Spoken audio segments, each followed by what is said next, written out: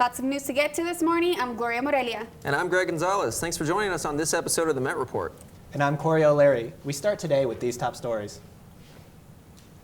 This past Tuesday, Bob Iger announced he will be stepping down from his position as CEO of Disney, effective immediately. Iger said that he wanted to spend more time on the creative side of the company, which is something he was unable to do as a CEO. His replacement is Bob Chapek, who has worked for the company for roughly 3 decades before assuming his new position as a chairman for the Disney Parks, Experiences, and Products. Bob Iger will remain working for Disney until his contract expires on December 31st, 2021.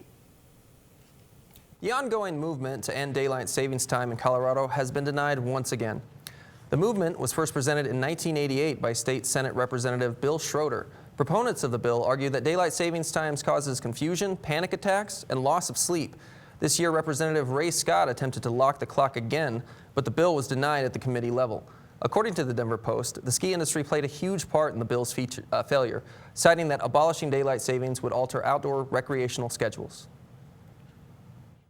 I had a chance to visit with one of the oldest nonprofits in Denver and learn more about how they help lift those in need out of homelessness. Denver Rescue Mission has been changing lives in the name of Christ for the past 128 years. Our main goal is to meet people at their needs. Every individual who walks in here has a unique story. So we're really just reaching out to our guests experiencing homelessness. We're creating spaces and opportunities for people experiencing homelessness to transition out of that. Without these shelters, without these programs, a lot of these guests wouldn't have anywhere to go. And it's more than just creating, a space where they can stay overnight or a place where they can get a warm meal. The Denver Rescue Mission serves breakfast, lunch, and dinner 365 days a year. In 2019, we served 770,000 meals, just over that number, and that's throughout all our different locations. We have chefs at each of them, but we really heavily rely on volunteers to help us actually plate the meals and prep them and all of. We also have our transitional programs, which is our STAR transitional program, which is for families, individuals, and seniors who are just looking to transition out of homelessness and really find self-sustainability. They do classes, they have mentorship, they work with case managers to really meet them at their point of need to help them transition to become self-sufficient. After the designated programs are complete, the participants are considered graduates. It's a huge success because these people have been at their lowest point of life and they're coming out of it, and it's a celebration. I think the biggest thing for someone is that sense of community and sense of belonging.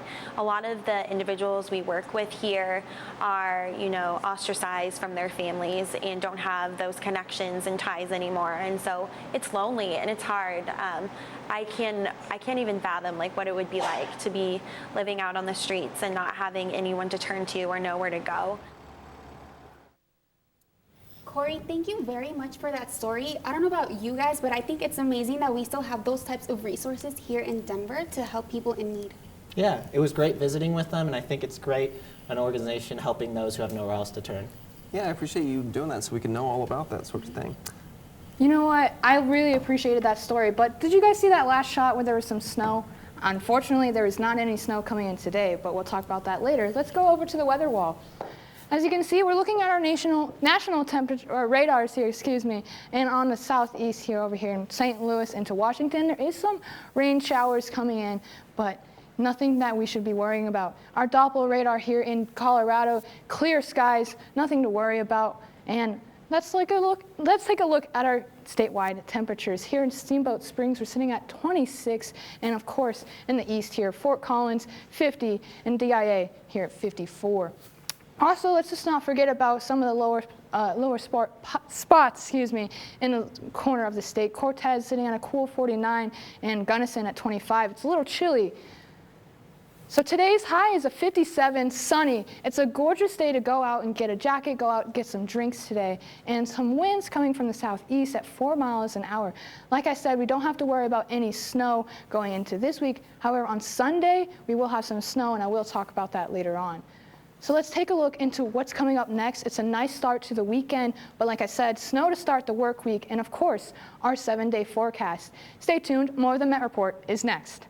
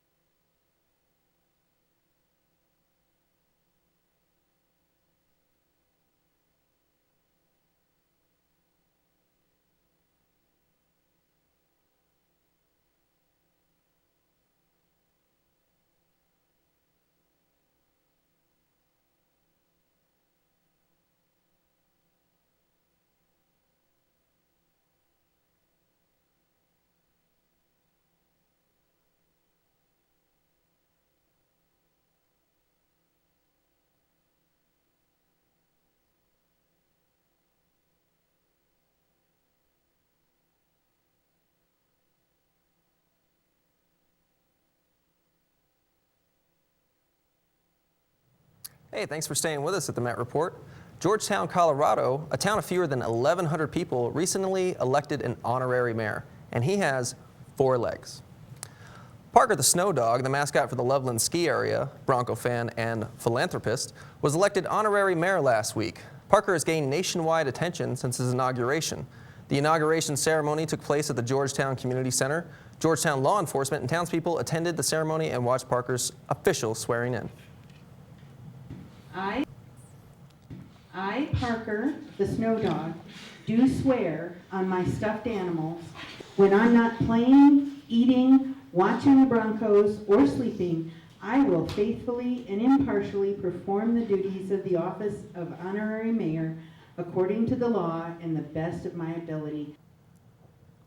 Wow, Greg, what a great story. But while the idea of free college tuition has been a hot button issue in politics this election season, one private university is taking its own steps to make college available to lower income students. The University of Southern California announced Thursday that they will offer free tuition for students whose families are making under $80,000 a year. USC's President Carol L. Folt said, "We're opening the door wider to make a USC education possible for talented students from all walks of life. Free tuition for qualifying students may take effect as soon as fall of this year." Yesterday, Joy Ann Reid came to give a speech in the Tivoli Eternal. I got a chance to speak with her just before she took the stage. Check it out. Please join me in welcoming Ms. Joy Ann Reid. Joy Ann Reid, host of MSNBC's AM Joy, came to MSU Denver yesterday to discuss the origin of fractures in this country. Unfortunately, this country, because it was founded as a slave republic, where the Europeans who arrived enslaved the indigenous people and then brought over Africans to enslave. That was the foundation of the republic as much as the Constitution. They were woven in together. This idea of every man being equal did not include the enslaved people, the indigenous people, or even their wives, their daughters, women. And so it's taken hundreds of years for the United States to try to undo the damage that caused, not just to the people who were victimized by it, but even to the people who did it. Because what happened is that the moral life of a country, emerges from its origins. And when your country is born in slavery, when it's born in taking away the land of indigenous people, when it's born in violence, quite frankly, you have to mend every fracture that comes from that. So I think in a lot of ways, this era we're living in is almost like the sort of, the reclamation era after Reconstruction, right? All of our history has been about trying to solve the moral crisis of slavery, to undo slavery, then to undo the discrimination that came from it, then to undo the need for cheap labor to replace the slaves. And so you're bringing in brown people, you're bringing in Chinese people, you're bringing in people from Europe who are low wage. You keep trying to replace the free labor because that's what built you. And this country has had that as the fracture. And the real fracture deep down is the one between the very, very rich, the exorbitantly rich, and everybody else. And everybody else has been scrambling to figure out how to survive, and how to survive this system. And so we've had all of these different tricks played on all of the different parts of the everybody else that have worked. And so we have this 8 years of Obama in which we feel, oh, we're fixed. There is no more fracture. But the truth of the matter is there's a backlash to it, and we're living in it. And so now what we have to do is figure out, how do we survive the backlash? How do we grow from the backlash? And how do we create a united multiracial democracy? Very hard to do. No other country's done it. So we have a very big job as the United States. At the end of her speech, she gave advice to those hoping to make an impact. So whatever it is that you want, just be willing to vote for it. Pick a candidate you like, pick someone you love, vote for them in the primary, and then grow up on election day and vote for whoever got the nomination. That is my talk. For the full interview, visit our website, mymetmedia.com.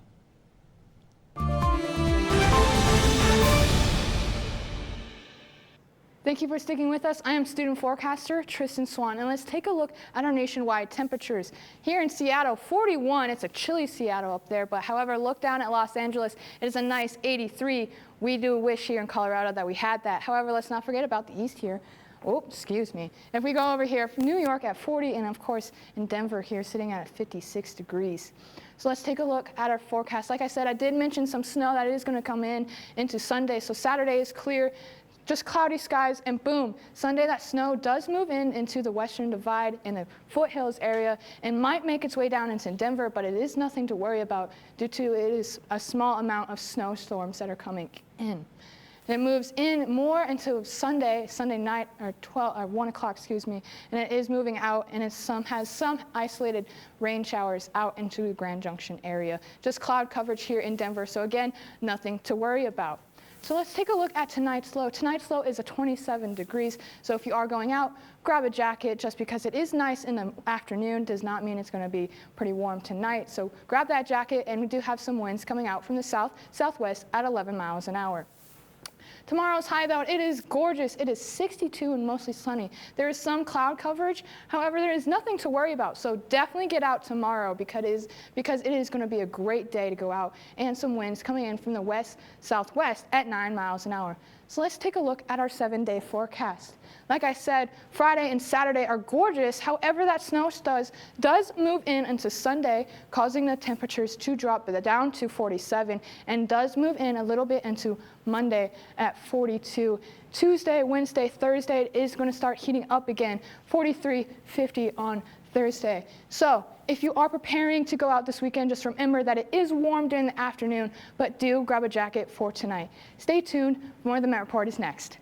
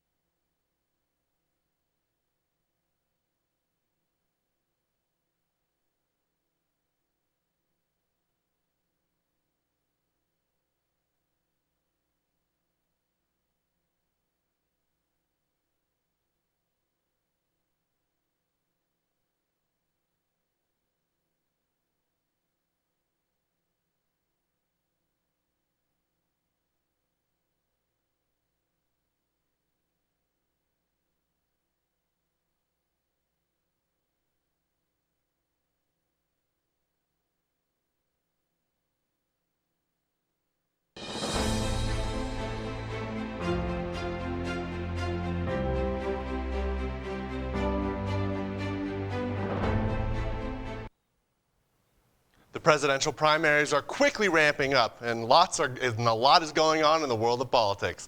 Welcome back to the Met Report. I'm Hunter Oswald. Heading into Super Tuesday, Vermont Senator Bernie Sanders has taken a clear lead in the Democratic primary. While Sanders is ahead, Super Tuesday is only 4 days away, and the South Carolina primary is tomorrow. Joe Biden, despite having a rocky start in Iowa and New Hampshire, coming in 4th and 5th place respectively, is projected to win South Carolina. Sanders is in 2nd place, and his gap is narrowed with his early state wins.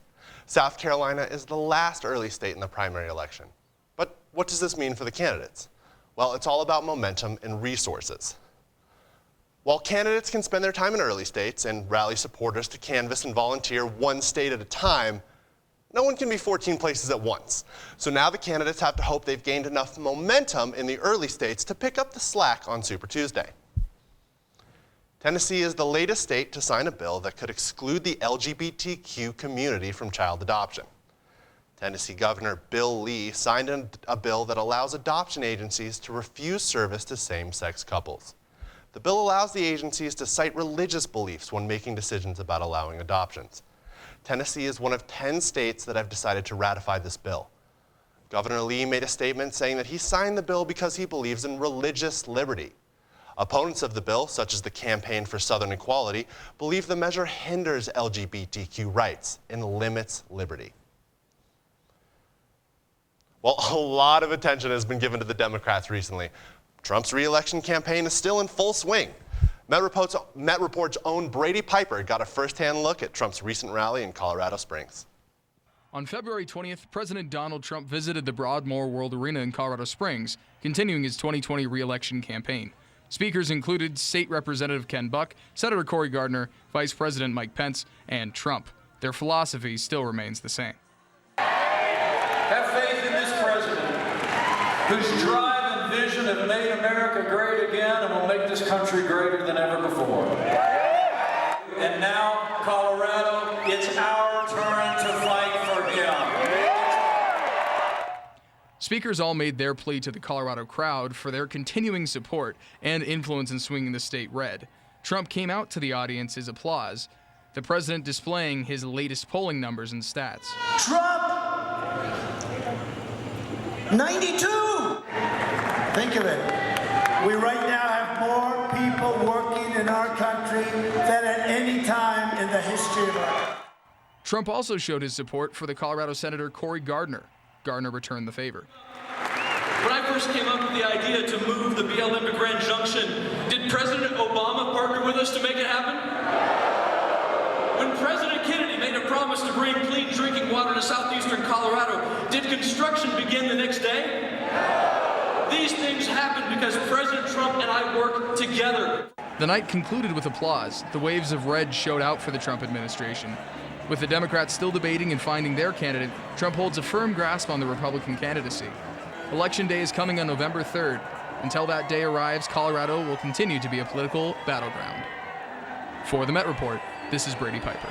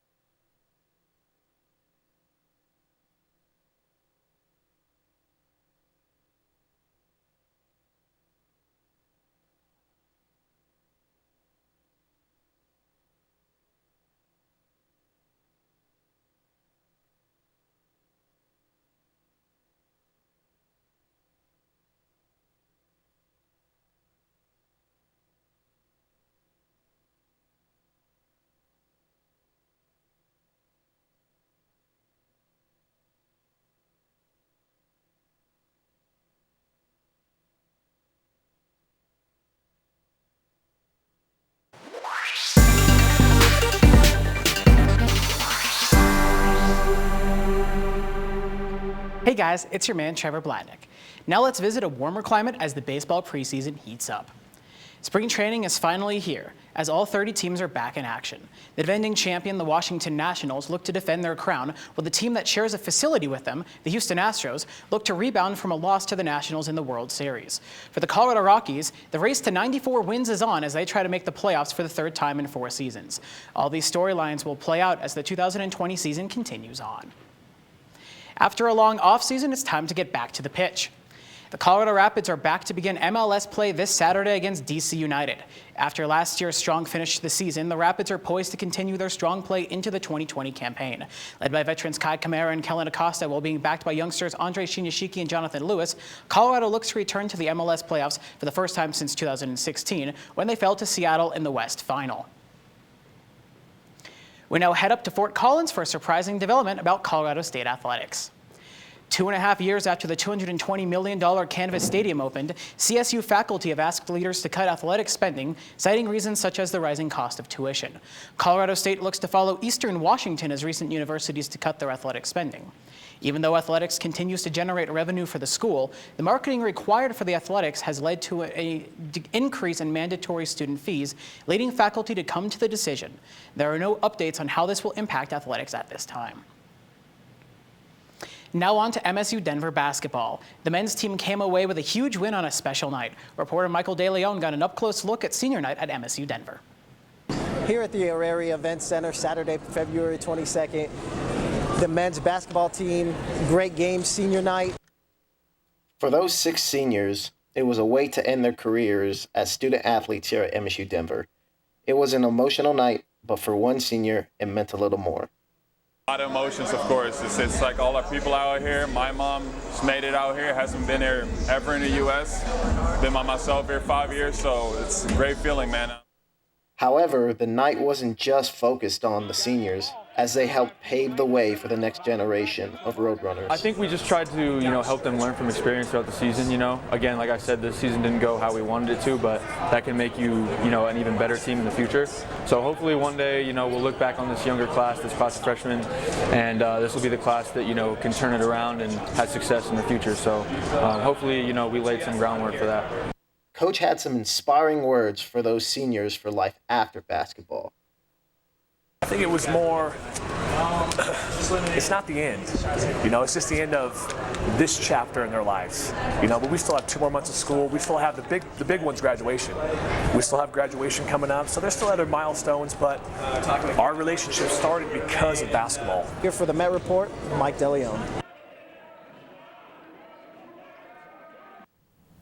Hey, so normally we would talk a little bit about that last little package, but it's a pretty special day today. I think we all know why. It's our boy Miguel's birthday. Today he's floor directing, but he has been our lead video editor for a very long time since I've been here, and we just wanted to say we love you, buddy. Happy birthday, Miguel. Yeah, happy birthday, Miguel. We love you, Miguel. Okay. All right, Trystin, tell us how the weather's going to look like this weekend. The weather, like I said, it is going to be beautiful on this Friday, Saturday, and then Sunday rolls around, Sunday at night, actually. That's when the snow is going to hit. That's going to come in with a small accumulation, about 1 to 2 inches up into the Western Divide, and might cause some cloud coverage down here in the Denver metro area. Then moving into the week, it is going to start warming up back into the 50s, and it's going to turn into that weather, that nice weather that we all love. Well, that's all the time we have on the Met Report today. We hope you really enjoyed this episode, but before we go, we want to let you know to tune into the Met Report Facebook page and mymetmedia.com this Monday and Tuesday for all your Super Tuesday updates. We'll be in the office as the polls close from across the country, and we'll be bringing you updates and analysis throughout the evening. And you can watch our newscasts every Friday and any day on Campus Channel 20 and Comcast Channel 58. And make sure to check us out on Facebook, Twitter, Instagram, and mymetmedia.com. Thanks for tuning in today and have a great day.